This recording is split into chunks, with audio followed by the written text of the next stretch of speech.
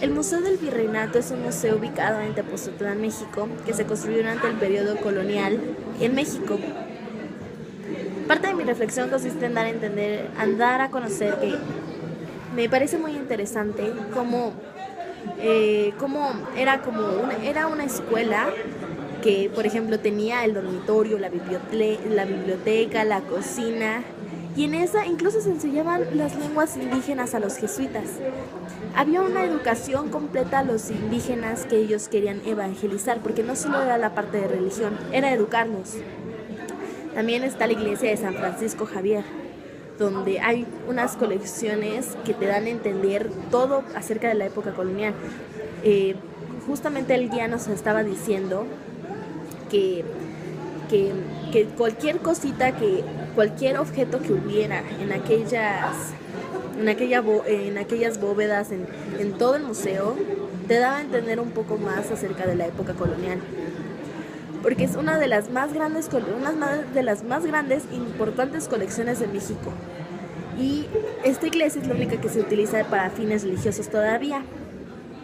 Entonces, un museo como este te puede ayudar a entender un montón acerca de tu pasado, porque aunque sea solamente un objeto de cocina, puede ayudarte a entender cómo vivían en aquella época y cómo era la manera en la que educaban a todos estos niños indígenas que eran primordialmente los niños indígenas.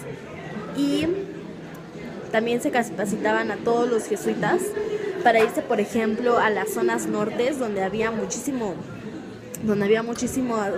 condiciones de calor extremo, y para educarlos. Era muy interesante saber que también ellos aceptaban ser mandados a esos lugares para, pues, educar y para evangelizar, todo eso por su misma religión y por la misma idea de ayudar a todos los niños indígenas, como siempre era de los indígenas te dan trabajo, o sea, te ayudan en el trabajo te ayudan en el trabajo y tú les das de regreso una educación. Y pues el Museo del Virreinato me agradó mucho porque con eso puedes entender varias cosas que antes no podrías entender porque no estás viendo con tus propios ojos los objetos, y me agradó muchísimo la visita.